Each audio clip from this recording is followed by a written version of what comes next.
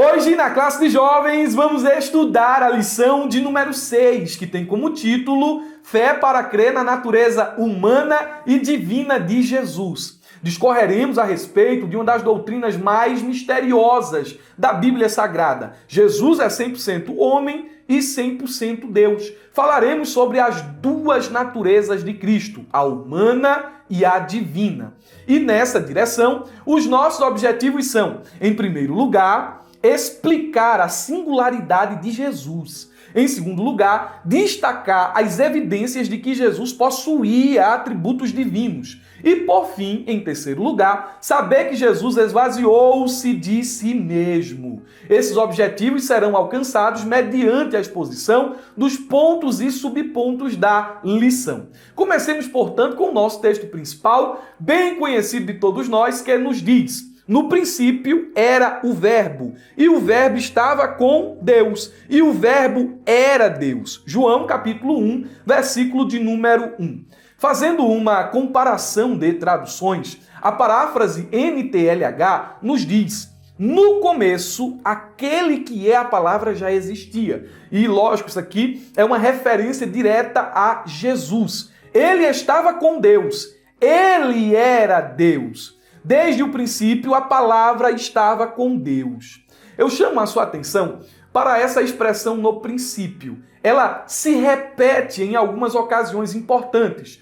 Por exemplo, no livro do Gênesis, a palavra no princípio aconteceu dentro do tempo em que vivemos e existimos. Ali, a palavra no princípio aparece para caracterizar o princípio da criação, princípio de todas as coisas. No Evangelho de Marcos, essa palavra torna a aparecer. Marcos capítulo de número 1, versículo de número 1. E no Evangelho, essa palavra ela caracteriza a atividade de Deus alusiva à execução do plano da salvação por meio da encarnação, morte e ressurreição de Jesus em benefício de todos os homens. É por isso que Marcos 1, versículo de número 1 diz: no princípio do Evangelho de Jesus Cristo.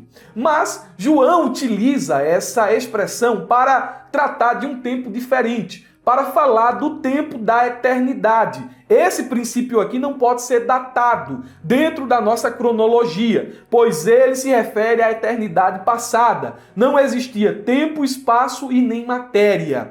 E isso mostra que Cristo é eterno e, portanto, divino. Ele estava com Deus, ele era Deus. No princípio, antes da criação dos céus e da terra, antes do princípio narrado em Gênesis capítulo 1, versículo de número 1, ele estava com Deus.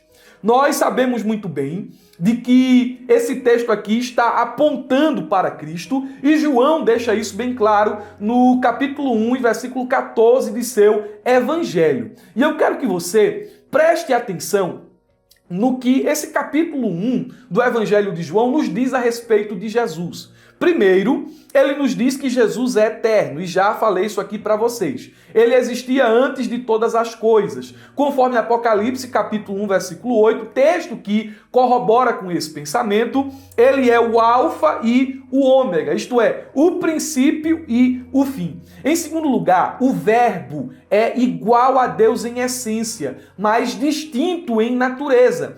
E isso aqui é um texto que dá suporte à doutrina da Trindade. Ou seja, ele estava com Deus e ele era Deus. Então, Jesus e o Pai são duas pessoas distintas, mas iguais em essência. Em terceiro lugar, o Verbo é Deus. Jesus não é um anjo, não é um Deus com D minúsculo ou um Deus inferior, nem a primeira criatura feita por Deus ou simplesmente um profeta. Não, ele é Deus. A tradução Novo Mundo, utilizada pelas Testemunhas de Jeová, está grandemente equivocada quando traduz essa expressão dizendo era um Deus com D minúsculo.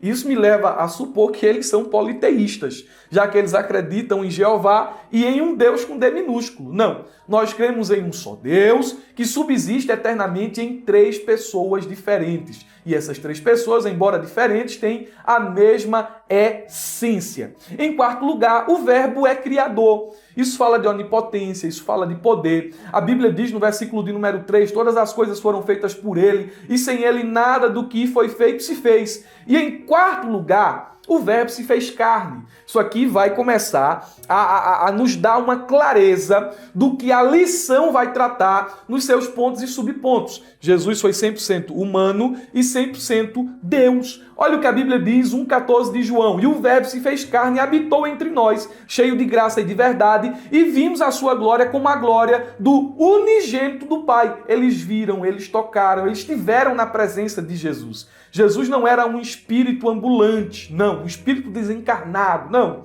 João está dizendo aqui, nós o vimos, nós estivemos com ele se fez carne, ele habitou entre nós.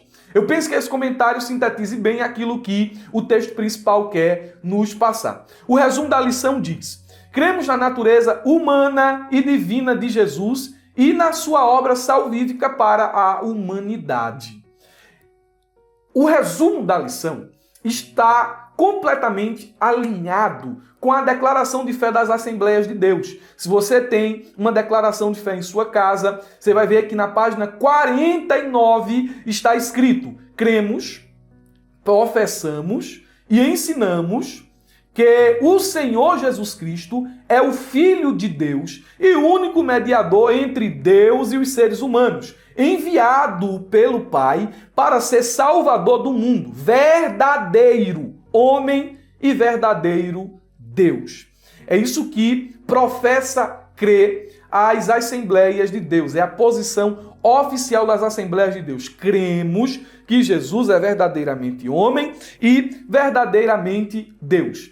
Vamos à introdução da nossa lição e eu já quero aqui mandar um alô todo especial aos irmãos da Ferramenta BD. Vocês que estão me assistindo por meio da plataforma da Ferramenta, receberam esse vídeo com antecedência e aqui embaixo vocês têm disponível, além do subsídio, uma enormidade de materiais. Dinâmica, fluxograma, slide profissional, material de marketing e divulgação. Vocês têm curso à disposição de vocês. Vocês têm vários outros recursos que as pessoas não assinantes não têm.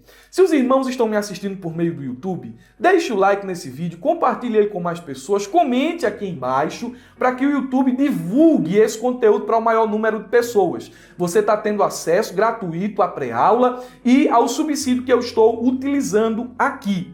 Mas eu lhe digo com toda a convicção, você precisa ser assinante da Ferramenta BD e tenho certeza que você não vai se arrepender. A Ferramenta BD é o local onde o professor da escola dominical encontra tudo o que precisa em um só lugar. E se você quiser ser um aluno assinante, o link está aqui na descrição do vídeo. Vamos à nossa introdução. A lição nos diz: cremos que o Senhor Jesus Cristo é a figura central de toda a realidade cristã. Isso é lógico.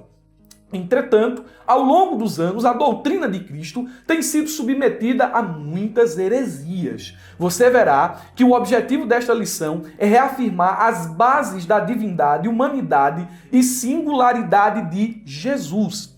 A cristologia, ela tem um papel extremamente importante dentro da teologia, dentro das doutrinas bíblicas. A cristologia é uma das principais doutrinas teológicas e uma das mais atacadas. Quando você em teologia vai estudar a respeito da pessoa e obra de Jesus, você vai estudar ali cristologia.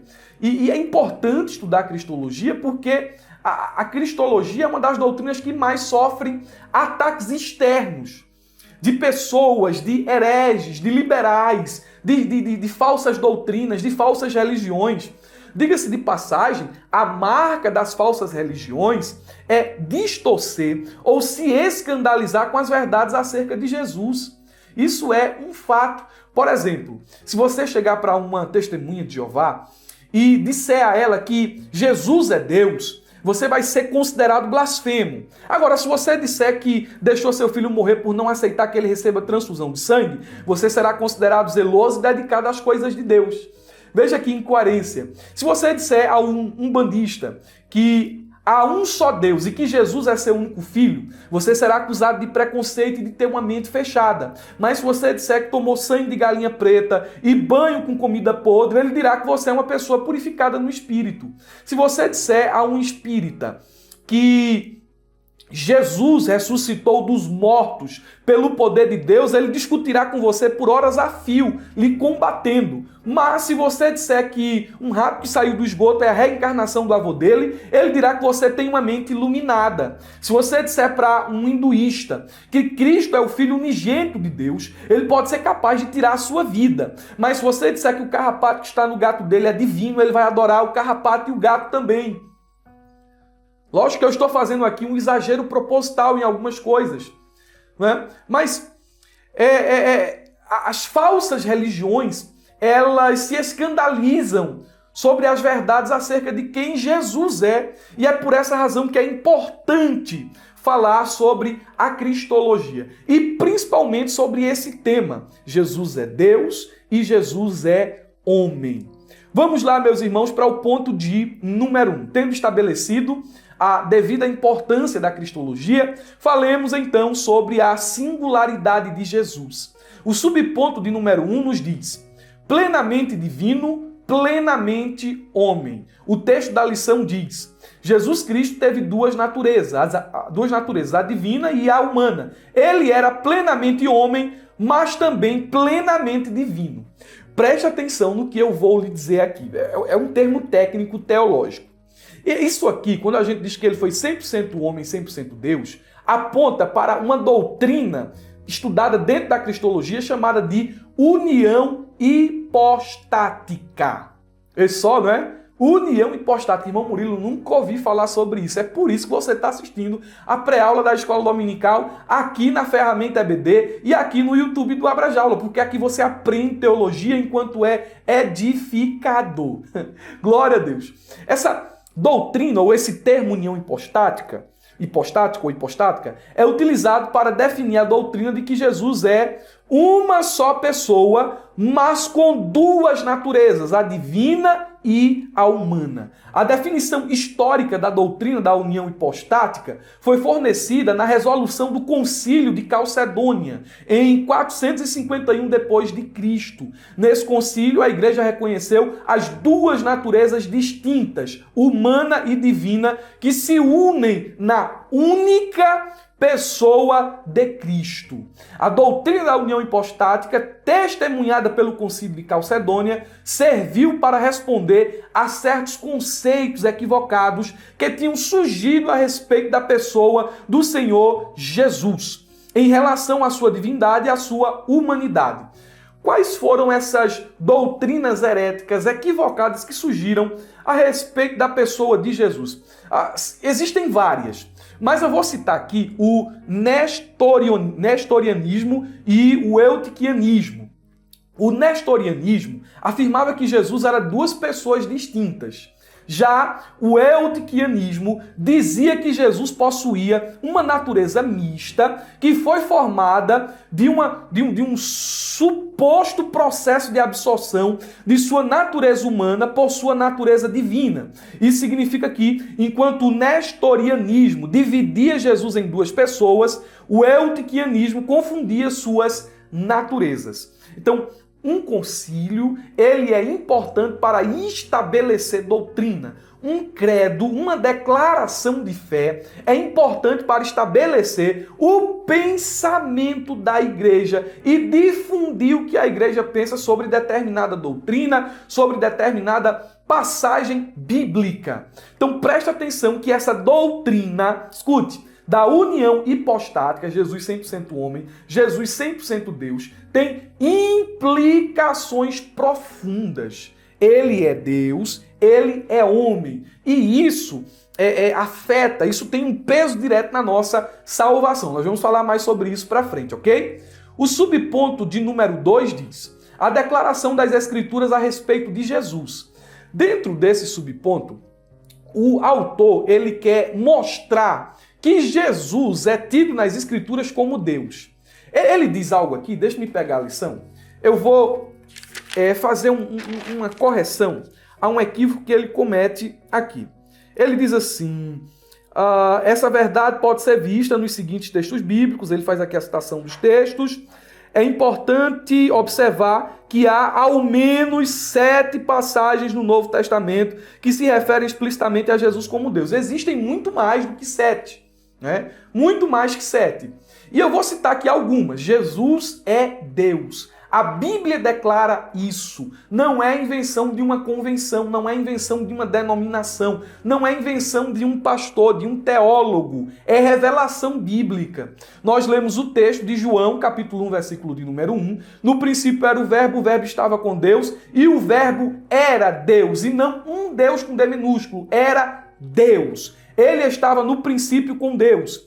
Filipenses capítulo 2, versículo 9 diz: porque nele habita corporalmente toda a plenitude da divindade. Como negar a divindade de Jesus tendo textos como esses na Bíblia Sagrada? Hebreus capítulo 1, versículo 8 diz: mas a respeito do Filho se diz, o teu trono, ó Deus, é para todo sempre, cetro de justiça é o cetro do teu reino. Veja o reconhecimento de Tomé, João capítulo 20, versículo 28. Ao que Tomé respondeu, ele está falando com Jesus para Jesus: Senhor meu e Deus meu. Olha a perspectiva, o entendimento que os discípulos tinham a respeito de quem era Jesus. Você vê aqui ainda Filipenses capítulo 2, versículo 5 ao 6. Tenham em mente, eu acho que li aqui já assim, Filipenses 2, 5 e 6. Tenham em mente entre vocês, digo, o mesmo modo de pensar de Cristo Jesus, que mesmo existindo na forma de Deus, não considerou ser igual a Deus algo que deveria ser retido a qualquer custo. O texto aqui está assumindo que ele é Deus. Você vê aqui, Tito 2 e 13, aguardando a bendita esperança e a manifestação da glória do nosso grande Deus. Ele é grande Deus e Salvador, Jesus Cristo. Olha o que é que diz Apocalipse, capítulo 1, versículo 7 a 8. Eis que ele vem com as nuvens. Quem é que vem com as nuvens? Jesus. E todo olho verá, até mesmo aqueles que o transpassaram. Quem foi transpassado? Jesus. E todas as tribos da terra se lamentarão por causa dele. Certamente, amém. Eu sou o Alfa e o Ômega, diz o Senhor Deus, aquele que é, que era e que há de vir, o Todo-Poderoso. Não dá para negar a divindade de Jesus à luz das Escrituras. Ele é Deus. No subponto de número 3, o autor diz a palavra Kyrios aplicada a Cristo. Olha o que a lição registra. A palavra Kyrios é usada para traduzir o nome de Deus várias vezes na versão grega do Antigo Testamento. Essa versão grega aqui é a Septuaginta. Foi uma versão traduzida por 70 judeus do hebraico e aramaico para o grego. Ele prossegue. Portanto, qualquer pessoa no tempo do Novo Testamento que possuísse algum conhecimento do Antigo Testamento em grego teria reconhecido que, nos contextos em que fosse apropriado a palavra Senhor, era o nome do Criador e sustentador dos céus e da terra, o Deus onipotente. Tal verdade evidencia as duas naturezas de Jesus Cristo, a humana e a divina. Os autores do Novo Testamento usaram essa expressão que era usada para Deus para se referir a Jesus. E isso fica muito claro em alguns exemplos que vou citar aqui. Por exemplo, nós temos a fala do anjo aos pastores de Belém. O anjo diz o seguinte: hoje na cidade de Davi vos nasceu o Salvador, que é o Cristo, o Messias. Aí ele diz, o Senhor.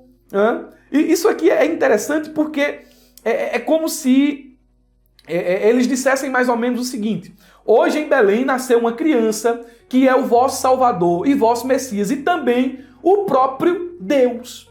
É por isso que não é de se estranhar que todo mundo que ouvia o relato dos pastores se admirava. Ficavam encantados, conforme Lucas capítulo 2, versículo de número 18. A fala de Isabel também é importante. Quando Maria chega para visitar Isabel alguns meses antes do nascimento de Jesus, Isabel diz o seguinte: mas por que me aconteceu isso? Que venha me visitar a mãe do próprio Senhor Deus. Lucas capítulo 1, versículo de número 43. Mas por que me aconteceu isso, que me venha visitar a mãe do meu Senhor? São traduções possíveis. Isabel reconhece que a criança que está no ventre de Maria é Deus. Olha que interessante. Tem também a pregação de João Batista, não é? Vemos outro exemplo quando João é a voz que clama no deserto e ele proclama dizendo: preparai o caminho do Senhor e endireitai as suas veredas. Mateus 3:3. João está aqui fazendo uma citação de Isaías 40, versículo 3, que fala do próprio Senhor Deus vindo para o meio de seu povo. Mas esse contexto aqui, lá no Antigo Testamento, no livro do profeta Isaías, se aplica ao papel de Deus vindo em favor do seu povo, vindo livrar o seu povo. E João está dizendo: preparai o caminho do Senhor.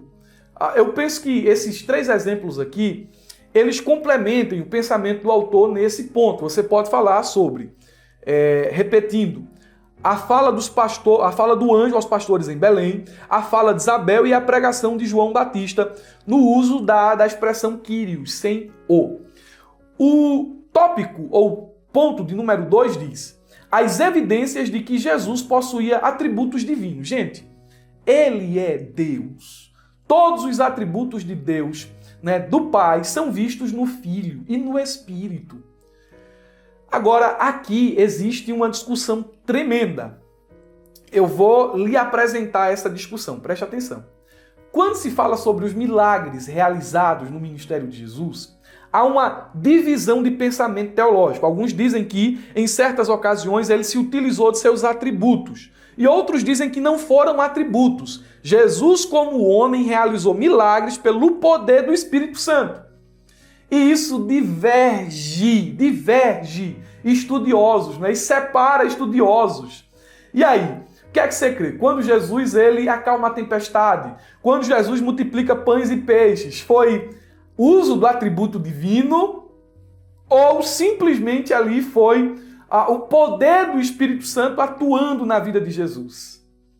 Meu Deus do céu, isso aqui dá pano para manga, viu? Dá pano para manga. Eu vou dizer o que eu creio. Eu creio que Jesus não se esvaziou de seus atributos divinos. Ele não se esvaziou. Como assim, irmão Murilo? Vamos lá, estou dando aqui o meu pensamento a respeito do assunto. Ele não se esvaziou de seus atributos divinos.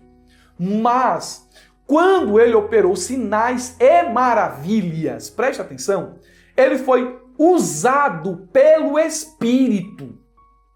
Entendeu? Ele foi usado pelo Espírito.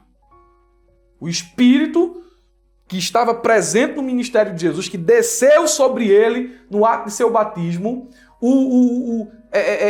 se utilizou dele, ou não sei se eu posso usar essa expressão, né? Ou melhor dizendo, Jesus foi usado pelo Espírito para realizar milagres, prodígios e maravilhas. Pronto, eu creio assim. Eu creio que não foi um uso direto dos atributos. É minha posição. E é por isso que o texto que eu vou utilizar para falar da onipotência não é o texto usado pelo comentarista da lição, que, diga-se de passagem, ele se utilizou aqui da teologia sistemática de Wingrunden, né? Mas eu vou usar o texto de Isaías 9:6, que diz: porque um menino nos nasceu, um filho se nos deu, e o principado está sobre os seus ombros, e o seu nome será maravilhoso, conselheiro, Deus forte. Jesus é onipotente. Esse texto me mostra isso. Jesus é onipresente. Agora, essa onipresença de Jesus, lógico, não é vista dentro de seu ministério terreno, porque a sua encarnação naquela ocasião ali trouxe limitações. Ele não estava na Galiléia e na Judéia ao mesmo tempo. Mas olhe o que diz Mateus capítulo 28, versículo 20. Eis que estarei convosco todos os dias até a consumação dos séculos. Com todos que pregam o evangelho. Então tem gente pregando aqui onde eu estou, tem gente pregando aí no teu estado, no outro estado, no outro país, tal. Jesus é onipresente. Ele é onipresente. Falando sobre onisciência, preste atenção. Onisciência. Ele era onisciente. Apocalipse, capítulo de número 2, versículo 23 diz: então todas as igrejas saberão que eu sou aquele que sonda as mentes e corações e retribuirei a cada um de vocês de acordo com as suas obras. Veja que eu estou utilizando aqui textos, provas com muita cautela, com muito cuidado. Entendeu? Porque creio que Jesus não usou seus atributos, mas que foi usado pelo Espírito Santo. Jesus é eterno. Isso fica claro. Ele afirmou sua eternidade em João capítulo 8, versículo 58. Antes que Abraão existisse, eu sou. Então, ele é Deus porque a ele pertence, a ele é atribuído os atributos incomunicáveis de Deus. Onipotência, onipresença, onisciência, eternidade, por aí vai. Jesus é soberano. Soberano. E aqui o negócio complica, não é? Subponto 2, a soberania de Jesus. Não é necessariamente o uso de atributo. Ele não está se utilizando aqui especificamente de atributo. Ele está demonstrando soberania. Veja como o assunto é delicado e complicado, né? Por exemplo, como assim? Na expressão de sua autoridade. Ele era Deus, e como Deus, ele tinha autoridade para perdoar pecado. Nenhum homem perdoa pecado. Isso fica muito claro, Marcos capítulo 2, versículo 5 e 7. Nenhum homem perdoa pecado, mas ele podia perdoar pecado porque ele era Deus. Ele disse ao paralítico, meu filho, os teus pecados estão perdoados. Aí os fariseus disseram assim, quem é esse? Esse homem, isso é uma blasfêmia. Como é que esse homem pode perdoar pecado? Porque só quem perdoa pecado é Deus. Aí ele vai e diz, olha, para que vocês saibam que o Filho do Homem tem poder no céu e na terra para perdoar pecado, eu digo ao paralítico, levante, comece a andar, e os teus pecados estão perdoados. Não, ele perdoa pecado. E ele tem autoridade para falar como nenhum homem pode falar. Os profetas do Antigo Testamento diziam, assim diz o Senhor, né, e introduziam as declarações divinas. Jesus, porém, dizia assim, eu, porém, vos digo. Isso aqui é uma autoridade que nenhum profeta, que nenhum homem tem. Então são evidências de que ele encarnou, mas de que ele é Deus. Vamos lá, meus irmãos, vamos lá. Digno de adoração. A lição nos diz o seguinte, outra prova da divindade de Cristo é o fato dele ser digno de adoração. Algo que está vedado a qualquer criatura, nem mesmo os anjos. Preste atenção. Jesus ele era ciente dessa verdade, Mateus capítulo 4, versículo 10. Ele sabia que somente a Deus podia render a adoração, é o que ele diz nesse texto. Você vai ver aqui que Pedro, um apóstolo, não aceitou a adoração de homem, ele não aceitou ser adorado por Cornélio. Você vê que João se prostrou diante de um anjo, lá em Apocalipse 19, 10, o anjo não aceitou a adoração, mas Jesus aceitou a adoração porque ele era Deus. E aqui, necessariamente, ele não está utilizando o atributo. Está entendendo? Ele é Deus, ele tem a essência de Deus. E ele recebe adoração. A Bíblia diz 8:2. Eis que um leproso se aproximou e o adorou. Isso aqui não é prestar reverência, isso aqui é adoração. Os discípulos o adoraram. Mateus 14:33. E os que estavam no barco o adoraram, dizendo verdadeiramente, o Senhor é o Filho de Deus. Gente, não dá para negar a divindade de Jesus e nem tampouco a sua humanidade. Ele encarnou 100% homem, 100% Deus. Agora vem um ponto polêmico. Terceiro subponto. Jesus esvaziou-se de si mesmo. E aqui, meus irmãos, é uma dificuldade sem tamanho. Não é porque tem gente que diz, ele deixou seus atributos, ele, não, tal. Será se o se esvaziar é isso? Será? Se a gente está dizendo que ele é 100% homem e 100% Deus, será se o se esvaziar é isso? Deixar de ser Deus? Está dando um nó aí na mente? Bem, é um assunto também complicado, porque existe a teologia da kenosis, né? E dentro dessa teologia da kenosis, se prega justamente isso, que ele abdicou de seus atributos, que ele se esvaziou de sua divindade. Então ele se tornou menos Deus e se tornou mais homem. Haveria aí uma incoerência, uma incongruência. Ele é 100% homem e 100% Deus. Mas vamos tentar aqui clarificar o negócio e não dar um nó na tua mente, ok? Meu Deus, irmão Murilo, isso é uma aula para jovens e o senhor está indo tão profundo assim. Irmãos, isso aqui é coisa que dá para a gente aprender, entendeu? É uma discussão difícil, o assunto é difícil, mas dá para você aprender, para você não ficar só na superfície ali, só no raso. Vamos lá. Versículo 5, vamos fazer uma exposição aqui de Filipenses, capítulo 2, versículo 5 a 8. Primeiro subponto. Jesus se esvaziou de sua glória? É uma pergunta. Olha o que diz o versículo 5. Tenham entre vocês o mesmo modo de pensar de Cristo Jesus. O que é que Paulo queria mostrar aos filipenses que estava na mente de Cristo? Qual era o modo de pensar de Cristo? Ele não era egocêntrico. Ele sabia o que era sacrifício, o que era sacrificar-se. Ele sabia servir. Então Paulo está falando aqui, mesmo sentimento, mesmo pensamento de Cristo Jesus é isso. Não ser egocêntrico, se sacrificar pelos outros, saber ser servo, ter esse sentimento. Há uma frase que diz: nenhuma lágrima derramou pelos próprios males, mas derramou gotas de sangue pelos meus. Jesus sempre pensava nos outros. O versículo de número 6 diz que mesmo existindo na forma de Deus, não considerou ser igual a Deus, algo que deveria ser retido a qualquer custo.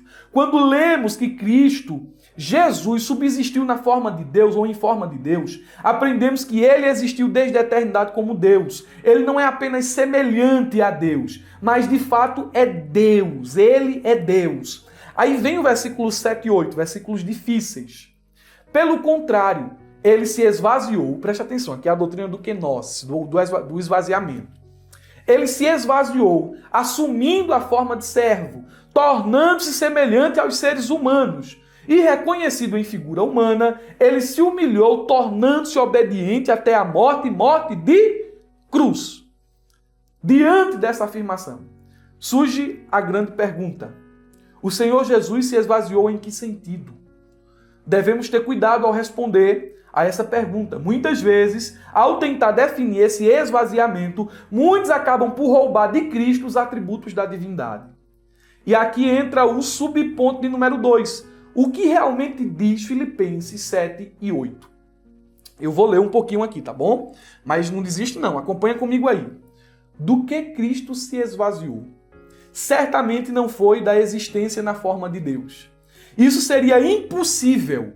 Ele continuou sendo filho de Deus, indubitavelmente Cristo renunciou ao seu ambiente de glória. Ele pôs de lado sua majestade e glória, mas permaneceu Deus. Ele jamais deixou de ser possuidor da natureza divina, mesmo em seu estado de humilhação. Jamais despojou de sua divindade. Você pode discordar de mim, entendeu? Você pode discordar de mim. Mas quando a gente diz que ele é 100% homem e 100% Deus, mesmo dentro da teologia do esvaziamento, nós cremos que não foi da sua divindade. William Hendrickson, abrindo uma janela para o nosso entendimento dessa gloriosa verdade, diz que a inferência é que Cristo se esvaziou de sua existência na forma de igualdade a Deus. E ele ilustra isso em alguns pontos. Primeiro ponto, veja aqui o que é esvaziamento, renúncia. Ele renunciou sua relação favorável à lei divina. Enquanto permanecia no céu, nenhuma carga de culpa pesava sobre ele. Entretanto, ao encarnar-se, ele não conheceu o pecado, se fez pecado por nós. Ele era bendito eternamente, se fez maldição por nós e levou sobre seu corpo no madeiro todos os nossos pecados. Isso aqui é esvaziamento. É renúncia, é humilhação.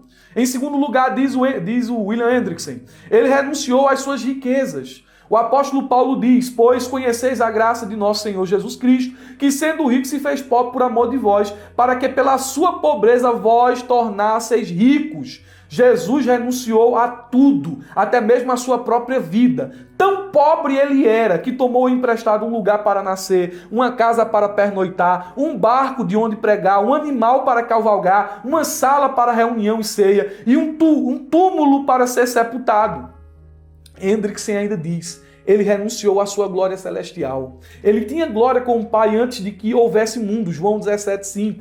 No entanto, voluntariamente deixou a companhia dos anjos e veio para ser perseguido e cuspido pelos homens. Do infinito sideral de eterno deleite, na própria presença do Pai, voluntariamente ele desceu a este reino de miséria, a fim de armar sua tenda com os pecadores. Ele, em cuja presença os serafins cobriam o rosto, o objeto mais solene de adoração, voluntariamente desceu a este mundo onde foi desprezado e o mais rejeitado entre os homens, homem de dores e que sabe o que é padecer.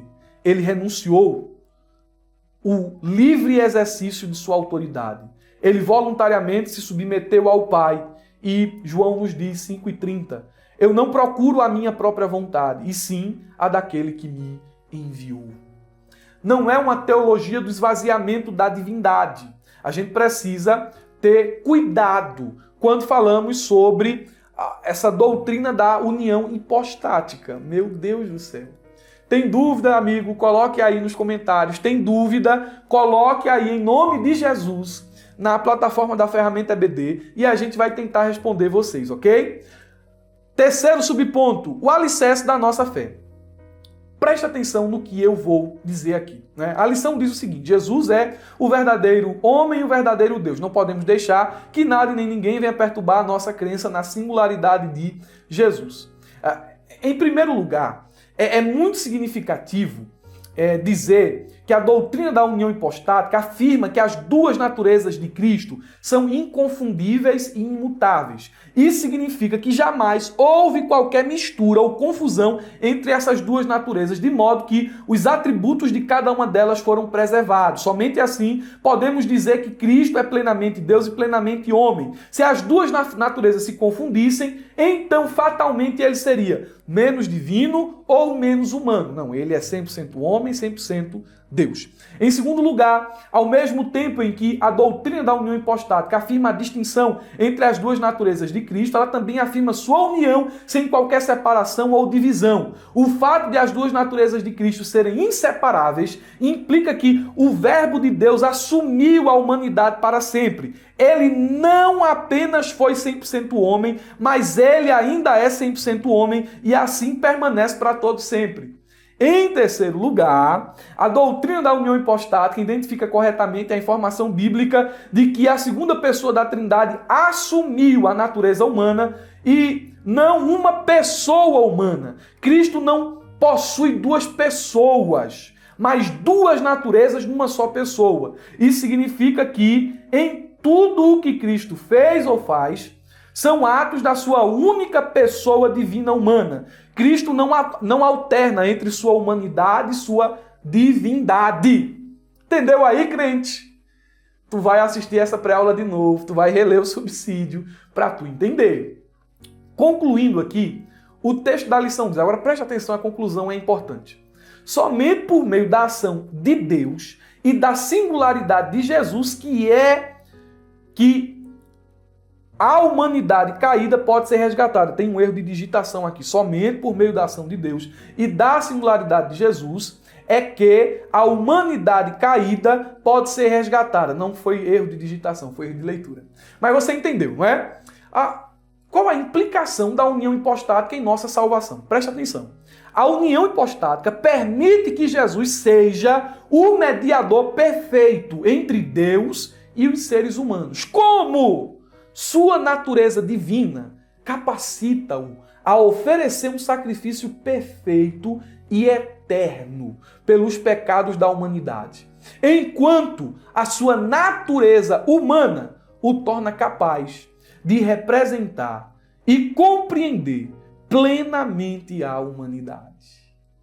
Glória a Deus. Ele é 100% homem e 100% Deus. Na pré-aula aqui da Ferramenta EBD, do Abra Jaula, você aprende da introdução à conclusão. Amém? Eu desejo a todos um ótimo final de semana, uma ótima aula de escola bíblica dominical e servo de Deus, serva de Deus, não se esqueça, abra a jaula.